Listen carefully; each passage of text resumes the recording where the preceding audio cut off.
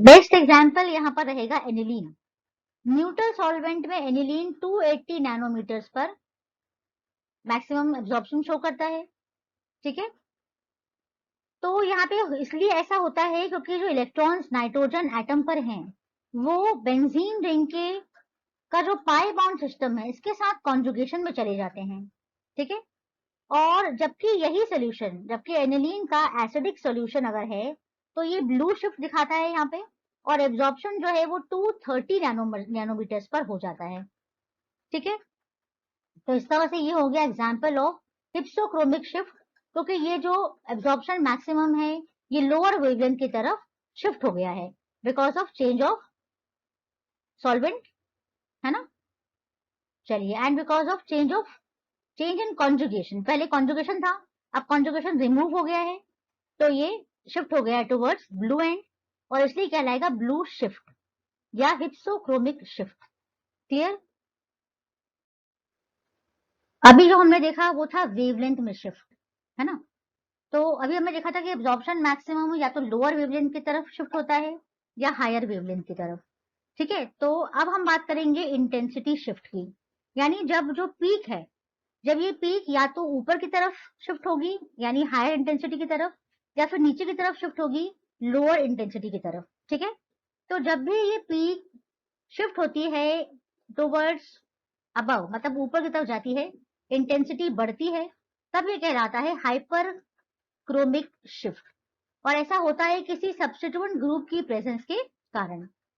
Example, बहुत अच्छा example है ई मैक्सिमम फॉर, ये जो मैक्सिमम इंटेंसिटी है इसको ई मैक्सिमम कहते हैं। ठीक है, तो ये ई मैक्सिमम फॉर बेंजीन इज 7400, जबकि स्टाइरीन के लिए ये है 14000। ठीक है, स्टाइरीन क्या है आप जानते ही हैं, इसमें एक मिथाइल ग्रुप आ जाता है ना।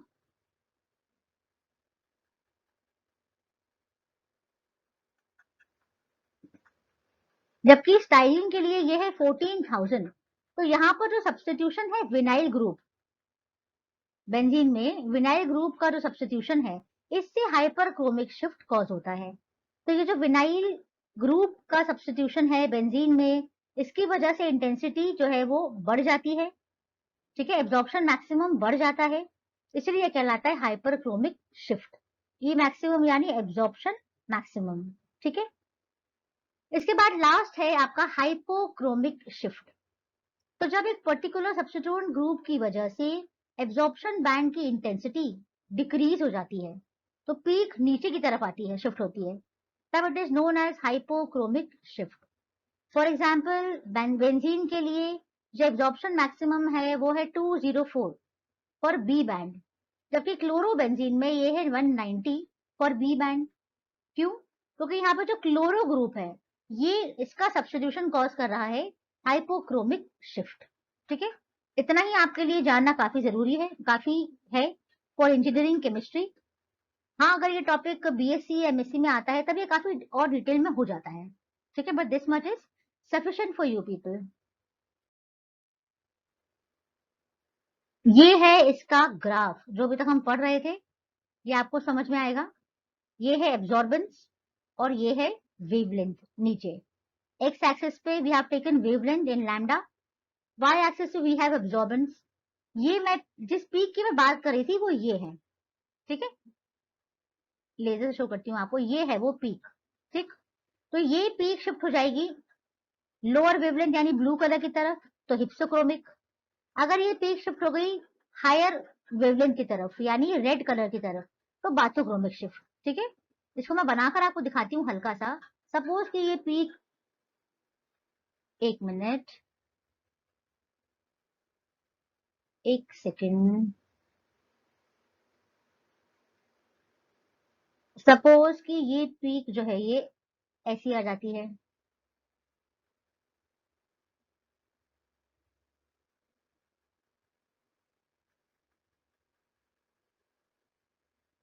ये जो पीक है ये देखिए, ये यहाँ पे,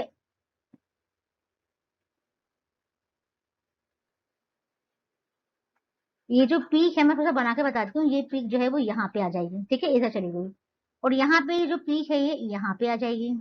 बात समझ में आ रही है? इसको आप पूरा ऐसा बना लो। पूरा ऐसा बना लो, ठीक है, आई बात समझ में।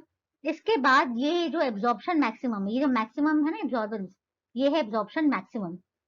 तो एब्जॉर्प्शन मैक्सिमम अगर ऊपर की तरफ ऐसे शिफ्ट हो गया तो हाइपरक्रोमिक, और अगर ये नीचे आ गया तो hypochromic. Are you getting the point? तो जो हमने अभी पढ़ा है bathochromic, hypsochromic, hyperchromic and hypochromic shifts, वो इस ग्राफ से हम जो है वो शो कर सकते हैं। तो ये ग्राफ बनाना बहुत ही जरूरी है एग्जाम में अगर ये क्वेश्चन आता है तो। और इस ग्राफ से ही आप इसको याद भी कर सकते हैं कि ये पीक लेफ्ट की तरफ गई तो हिप्सोक्रोमिक, राइट की तरफ गई तो बाथोक्रोमिक, ऊपर की तरफ गई तो हाइपरक्रोमिक, और अगर नीचे शिफ्ट हो गई तो हाइपोक्रोमिक शिफ्ट। ठीक है, चलिए आगे बढ़ते हैं। Now let's discuss the principle of UV visible spectroscopy. यहाँ पर एक लॉ एप्लीकेबल होता है और law is known as Beer Lambert's law. Beer Lambert's law कहता है कि सोल्यूशन का जो भी एब्जॉर्बेंस होता है, एक सोल्यूशन जितना भी एब्जॉर्बेंस शो करता है वो डायरेक्टली प्रोपोर्शनल होता है to the concentration of the absorbing species and the path length. ठीक है, इसको शो कर सकते हैं इस तरह से, A is equals to, A stands for absorption, then this is epsilon is molar absorptivity या मोलर एक्सटिंक्शन कोएफिशिएंट कहते हैं इसको।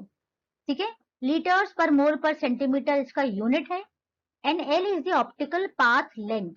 अभी ऑप्टिकल पाथ लेंथ क्या है ये बताने के लिए मैंने ये फिगर आप लोगों के लिए बनाया हुआ है। ठीक है, अब देखिए सपोज ये एक टेस्ट ट्यूब है, ठीक है, इसके अंदर ये सोल्यूशन फिल किया हुआ है, ठीक है, और हम रेडिएशन इसमें डाल रहे हैं, ये आपका रेडिएशन है, ये जो एरो जा रही है ये रेडिएशन है।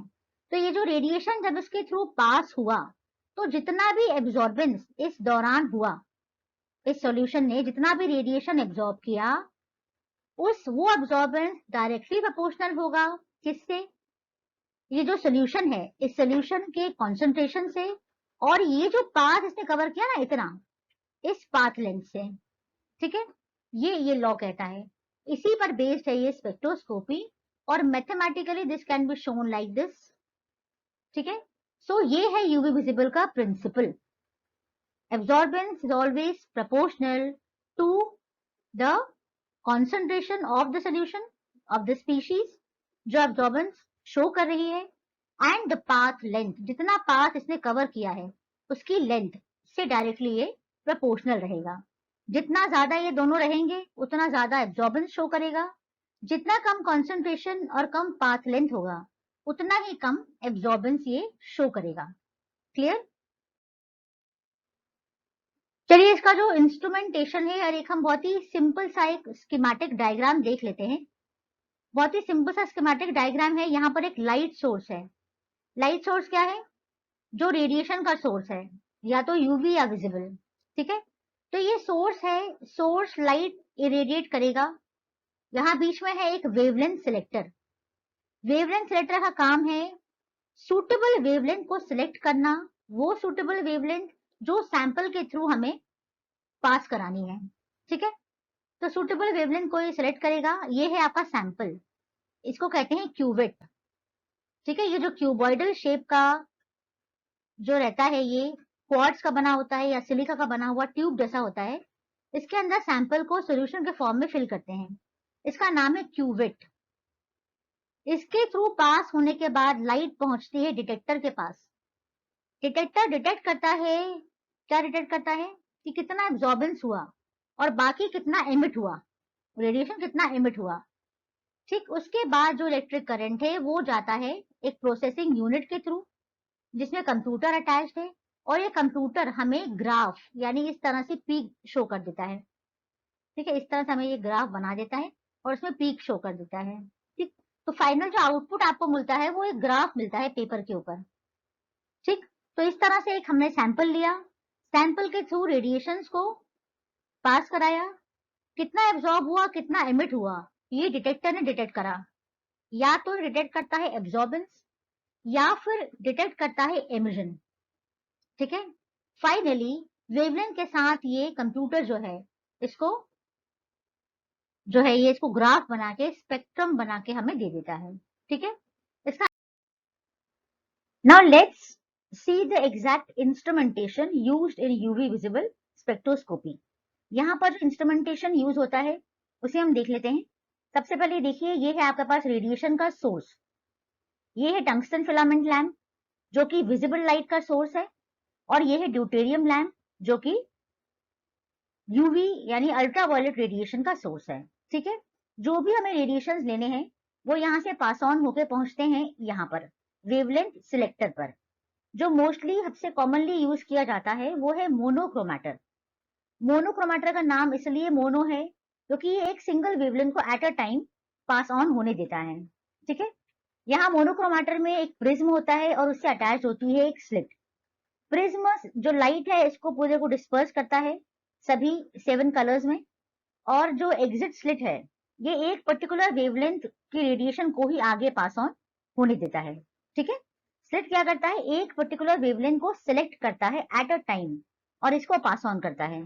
ठीक है, नेक्स्ट जो पार्ट है इंस्ट्रूमेंट का वो है बीम स्प्लिटर।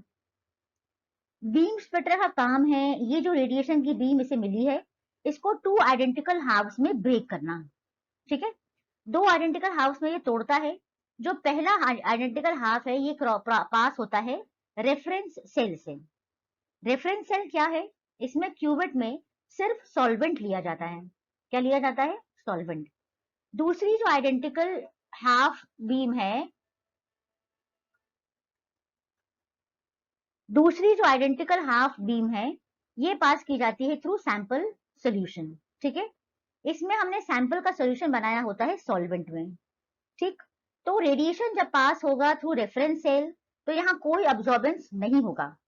ठीक, क्योंकि यहाँ कोई कंपाउंड नहीं है, प्योर सॉल्वेंट है, और सॉल्वेंट हमेशा ऐसा लिया जाता है जो यूवी विजिबल लाइट को अब्जॉर्ब बिल्कुल नहीं करता है।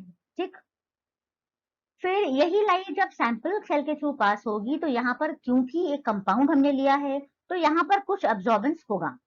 ठीक है, इसके बाद जो बीम आगे बढ़ेगी और पहुंचेगी फोटो डिटेक्टर में, तो ये दोनों आइडेंटिकल बीम्स जाके दोनों हाफ जो हैं आइडेंटिकल हाफ बीम्स जो है ये पहुंचती है डेटा प्रोसेस, ये पहुंचती हैं। इसके बाद reference cell and sample cell के थ्रू पास होने के बाद दोनों जो रेडिएशंस की बीम है आइडेंटिकल हाफ जो हैं ये पहुंचते हैं फोटो डिटेक्टर में। ये वहां जाकर ये दोनों वापस में जुड़ जाते हैं, ये पहुंचते हैं फोटो डिटेक्टर में। फोटो डिटेक्टर डिटेक्ट करता है कि क्योंकि रेफरेंस सेल की लाइट तो एज इट इज आई है, पूरी ट्रांसमिट हुई है, एब्जॉर्बेंस नहीं हुआ है। ठीक है, तो ये एज इट इज ट्रांसमिट हुई है, लेकिन सैंपल सेल के थ्रू जो बीम पास हुई है क्योंकि यहाँ पर एब्जॉर्बेंस हुआ है तो जो लाइट ट्रांसमिट हुई है आगे उसकी इंटेंसिटी यहाँ पर कम होगी, है ना, बट ऑब्वियस है कि कम ही होगी। अब फोटो डिटेक्टर ये एब्जॉर्बेंस को रिकॉर्ड करेगा। ठीक है, और इसको डिटेक्ट करेगा, उसके बाद एम्पलीफायर इसको एम्पलीफाई करेगा मेनी टाइम्स ताकि इसको प्रॉपर्ली रिकॉर्ड किया जा सके, क्योंकि जो इंटेंसिटी होती है इस लाइट की बहुत ही लो होती है, तो क्योंकि इसको हमें आगे रिकॉर्ड करना है इसलिए इसको एम्पलीफायर एम्पलीफाई करता है। ठीक है, इन दी एंड एक प्रोसेसिंग यूनिट में ये पहुंचता है जहां पर एक पेन रिकॉर्डर से कनेक्टेड रहता है एक क्या, कंप्यूटर। ठीक, ये जो पूरी प्रोसेस है ये हम लोग क्या करते हैं, बार बार एक सिंगल वेवलेंथ चूज करके ये पूरी प्रोसेस बार बार की जाती है। क्यों, ताकि हमें अलग अलग वेवलेंथ पे क्या एब्जॉर्बेंस हुआ है इसकी वैल्यू मिल जाए। ठीक है, तो एट द एंड कंप्यूटर क्या करेगा, इन सभी एब्जॉर्बेंस वैल्यूज को वेवलेंथ के अगेंस्ट प्लॉट करके स्पेक्ट्रम बनाएगा और ये स्पेक्ट्रम एज एन आउटपुट हमें मिल जाएगा। इस स्पेक्ट्रम में बहुत सारी पीक्स होंगी, जो हाईएस्ट पीक होती है ना, उसके टिप को हम ई मैक्सिमम कहते हैं, यानी मैक्सिमम एब्जॉर्बेंस, और बेसिकली उसी को स्टडी करते हैं और उसी से हमें इस कंपाउंड के बारे में सारी इंफॉर्मेशन मिल जाती है। Clear to everyone? Hydrogen and deuterium lamp की इंटेंसिटी 375 नैनोमीटर से कम है, बिलो 375 नैनोमीटर। नेक्स्ट स्टेप है to select a specific wavelength of suitable radiation, है ना, एक पर्टिकुलर वेवलेंथ का रेडिएशन को चूज करना और उसको आगे फिर पास होने देना, सैंपल के थ्रू पास करना। ठीक है, इसके लिए बहुत अलग अलग तरह के वेवलेंथ सिलेक्टर्स अलग अलग तरह के इंस्ट्रूमेंट्स यूज हो सकते हैं। सबसे कॉमन वाला हम डिस्कस करेंगे और वो है मोनोक्रोमैटर। इसका नाम ही मोनोक्रोमैटर है, मोनो यानी सिंगल। ये एक सिंगल लाइट को, एक सिंगल वेवलेंथ वाले रेडिएशन को ही पास थ्रू होने देता है। ठीक है, तो ये क्या करता है, लाइट को सेपरेट करता है small bands of different wavelength. Source light की वेरियस वेवलेंथ को प्रिज्म जो है ये सेपरेट करता है, और फिर ये एक स्लिट जो है वो एक पर्टिकुलर वेवलेंथ को सिलेक्ट करता है और फिर इसको पास कराता है। ठीक है, इसकी फ्लेक्सिबिलिटी की वजह से ये बहुत ही फेमस है और सबसे कॉमनली यूज किया जाता है। ठीक है, सबसे कॉमनली यूज किया जाता है मोनोक्रोमैटर। जो वेवलेंथ अब सिलेक्ट की है मोनोक्रोमैटर ने, वो वेवलेंथ पास होगी through sample cell and reference cell.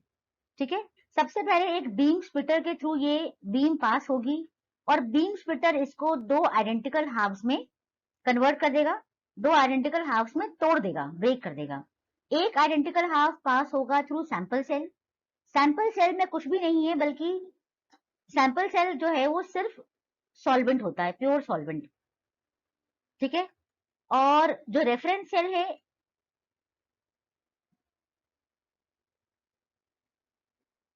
एक